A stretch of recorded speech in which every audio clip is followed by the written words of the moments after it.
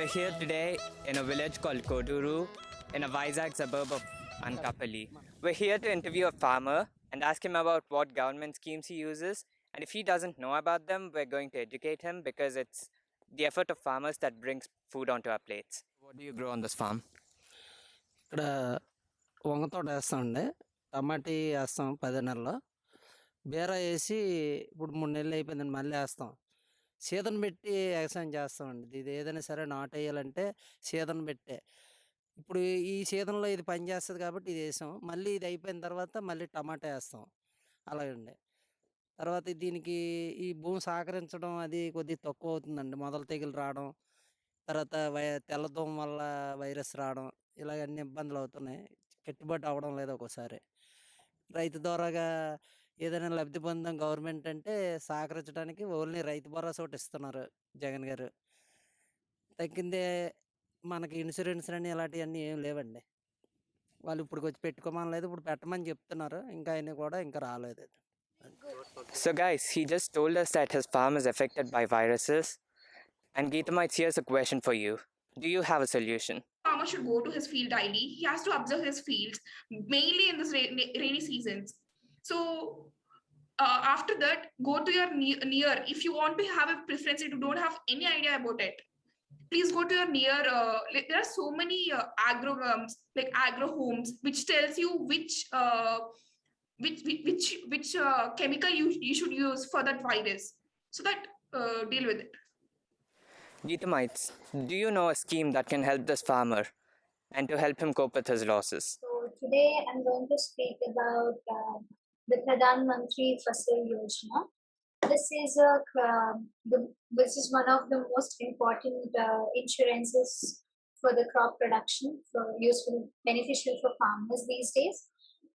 The state and the central government actually, pay the beneficiaries from their side, giving the premium of about 1.5% for rabi crops and 5% for the annual horticultural crops and 2% for kharif crops. So, what are you growing today, right now, and on this farm, and what are the tools and facilities that you're using to do it? ఈ grip ద్వారాగా అండి వ్యవసాయం చేయడంలోనూ రైతు కూడా కొద్దిగా కష్టం తగ్గుతుందండి. ఎందుకంటే మొక్కకి డ్రాప్స్ పడుతుంటాయి. దానివల్ల గడ్డి కూడా తగ్గుతుంది. వైరస్కి బేగా ఆస్కారం ఉండదు. అది తర్వాత ప్రతి లైన్కి కూడా 2 అడుగులకు ఒక మొక్క వేస్తామండి నాటు. ప్రతి మొక్కకి కూడా చుక్క పడుతుంటుంది. గంట 2 గంటలు పెడతాం నీరు, వాటరింగ్. తర్వాత మందులు కూడా ఎరువులు ఏమైనా ఉంటే దాని ద్వారాగా ఫిల్టర్ ద్వారాగా యూజ్ చేస్తాం దీనికి. ఇప్పుడు వంగ వేసామండి. వంక అదే పద్ధతిలో వెళ్తుంది. బేరేస్తాం. అలాగే ప్రతి మొక్కకి కూడా డ్రిప్ ద్వారాగే నీరు వాటరింగ్ అందుతుంది. So, sir, apart from this irrigation system, what other facilities do you expect? నేను బోర్ కోసానండి. ఎంఆర్ ఆఫీస్కి దరఖాస్తు పెట్టుకుంటే ఎగిరికి ఇది కరెంటు తాలూకాలు సర్వీస్ ఇచ్చారండి. 2 అంగుళాలు నీరు పడ్డది. బిల్లు కూడా గవర్నమెంటే కడుతుంది. 30 రూపీస్ కట్టమంటుండ్రు. మళ్ళీ అకౌంట్లో వేస్తాం అంటుండ్రు. మాకు ఇప్పటికి వచ్చి రిగ్ బోర్ వల్లే వ్యవసాయం చేస్తున్నామండి. అది లేని టైంలో కొంతమంది చెరువులో నీరుని పెట్టి చేసేవారండి. ఒకప్పుడు వర్షాలు బాగా ఎక్కువ ఉన్నప్పుడు. అప్పుడు వ్యవసాయాలు అలాగుండి ఇప్పుడు ఈ గ్రిప్పులు అవి పెట్టడంలోనూ బోర్ ఉండవలసి వస్తుంది. నూతిలో నీరు ఎడ్లతో కూడా తోడి రోజులు ఉన్నాయి. ఆ మాటు తోలేరు. అప్పుడు కూడా వ్యవసాయం అలాగే చేశారు. ఇప్పుడు కొద్దిగా సుఖం వచ్చింది ఇది రాగానే, పైపుల ద్వారా కానీ. అదే some of the modern irrigation techniques and systems that are very effective are drip irrigation system and sprinkler systems. So in the sprinkler systems we can see that it can directly affect a large number of area at a particular time, whereas in the drip irrigation the plant gets its water by dripping a drop to the particular roots of the plant saplings. There are few minor disadvantages for drip irrigation, which is there is a high capital for the drip irrigation launch, and the second thing is sometimes the malfunction of the drips during the pipes inside the pipes can occur. So, sir, what government schemes are you aware of? మాకంటే వ్యవసాయం అది ఏమైనా virus అని ఇలాంటి పంటలు అయిపోయిన తర్వాత loss వస్తే మాకు గవర్నమెంట్ ద్వారాగా మాత్రం ఇప్పటికొచ్చి ఇన్సూరెన్స్ అన్నీ లేవండి. తర్వాత ఈ లోన్లు అవి బ్యాంకులో లోన్లు ఇస్తున్నారు ఎకరానికి ఇంతని. తర్వాత గవర్నమెంట్ సీఎం గారు ఏమొచ్చి 13,500 వేస్తున్నారు అంతేనండి ఎకరానికి ఇంతని. ఇక్కడ కూడా మాకు ఇన్సూరెన్స్ అనేది రైతు పంట పోతే మాత్రం ఇంక అలా పోవడమే కానీ ఏమి ఇప్పటికొచ్చి లేదండి insurance. So now, in your opinion, what do you think about the role government is playing? Government ఇచ్చేది 13,500 ఇస్తున్నారండి.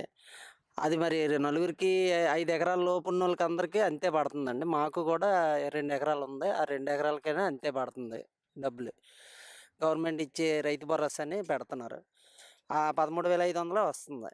మరి అందరితో కలిపే మనకి సమానంగా చేస్తారు. So you mentioned that the government gives you 13,000 rupees. And do they give this only when you face a loss? Do they give this weekly, monthly, yearly? Starting అండి ఈ రైతు భరోసా అని పెట్టారు జగన్ గారు వచ్చిన తర్వాత. అది ఏప్రిల్లో మేలో 7,500 ఇస్తున్నారండి. అందులో తర్వాత సెప్టెంబరు 4,000 వేస్తారు. జనవరిలో 2,000 వేస్తున్నారండి. పంట పండినా పండకపోయినా గవర్నమెంట్ ద్వారాగా 13,500 మాకు అందుతున్నాయి. That the central government has I think at least 24 schemes, and the state governments have more schemes for the relief and for loans for farmers and their families. So some of the financial solutions for farmers is taking the low interest loans from the agriculture department of NABARD schemes, which is National Bank of Agriculture and Rural Development, which has a wide variety of schemes which give subsidies and which gives input capital for the entrepreneurship and livestock management and new agricultural market interventions, etc. So the ultimate solution which I give personally is the farmer can go for the zero waste management production of the farm, because not only depending on a particular crop, he can be depending on the various viabilities for a time. So it's not based upon the season that he is getting only profits for a particular season. He can get profits throughout the year, and he can save up to it, and he can manage all the things, all the waste from one place to another. So what kind of viruses are affecting your farm, and what do you use to prevent them from affecting it? ఏ వ్యవసాయం వేసినానండి బాగా ఎక్కువ తెల్లదోమ, తర్వాత ఈ పచ్చపురుగు ఒకటి ఉందండి. పచ్చపురుగు ఎక్కువ ఇబ్బంది పెట్టేస్తుందండి, వైరస్ వచ్చేస్తుంది దానివల్ల. తెల్లదోమ వల్ల మాత్రం అండి ఎండ కాయకపోతే మాత్రం పూర్తిగా ఒక వారం రోజుల్లో తోట అంతా మార్పు ఎల్లో కలర్ వచ్చేస్తుందండి. దానివల్ల మందులు కూడా ఏం పనిచేయలేదు దానివల్ల. మాకు తెల్లదోమ వల్ల ఎక్కువ తోట వైరస్ వచ్చేస్తుంది. అలాగే బొబ్బాస్ వేసామండి, బొబ్బాస్కి కూడా దోమ వల్లే ఎల్లో కలర్ వచ్చేస్తుంది. Geetamites, here's a question for you. This farm is being affected by viruses and chemical fertilizers. What solution do you have for So it? basically, there is no chemical cure for virus. We have to first spot the virus affected plants and eradicate those plants by destroying them. And we have to be sure that the plant is affected by virus. Some of the viruses that are very deadly for plants are tobacco mosaic virus, tomato wilt virus, yellow curl virus, etc. I feel like these laws were originally intended to help the farmers, but taking into consideration how hastily these laws were passed into the Rajya Sabha and how the state governments weren't even consulted regarding the matter. So the farm laws basically come under the concurrent list, which is supposed to be both central and the state governments together, right? But then here they basically just took central government's decision without considering the state government, and the farmers weren't even like informed about this. They were basically just ignored, and the government just took this passed this law into act. And then now, how state governments they were not even consulted, and agriculture being on the concurrent list makes one question why what the government's true intentions were. Like they just wanted to do this so they can get this out of their hands, because agriculture has been a very huge subject under the government. So do they actually want to help the farmers, or was it a move to aid these large corporations is my question regarding this. Yeah. So I believe personally that two of the farmers have a lot of promise. The third one is a little inconspicuous. That would be the one with dealing with the minimum support price and the contract farming. The contract farming thing, because we cannot assure, because right now in India there are cases about of people who have paid for a life insurance all their life and they have not received their payouts yet. So how do we know that a contract like that will be enforced? How do we know that the judiciary is going to speed things up? There's a lot of ambiguity over there, but it will need to be explored. And I would also suggest that instead of having it on a national basis and just releasing it to all the states, they can maybe experiment at with one region. I know. And so, what I found while researching for this topic is how people refer to these markets or traders as middlemen. So these agents who are licensed, they are like known as the middlemen when they don't even realize that they are actually much more than that. For decades, these farmers have depended on these traders not only for selling their produce, but they also lend them money when they need it. Instead of depending on banks that have outrageous interest, and farmers can't even pay them back. So once a farmer takes a loan from the bank, they end up taking another loan and to repay this loan with interest, and they end up taking another loan. It's a cycle which farmers go in, and then at the end they end up depressed and just go into a very bad position.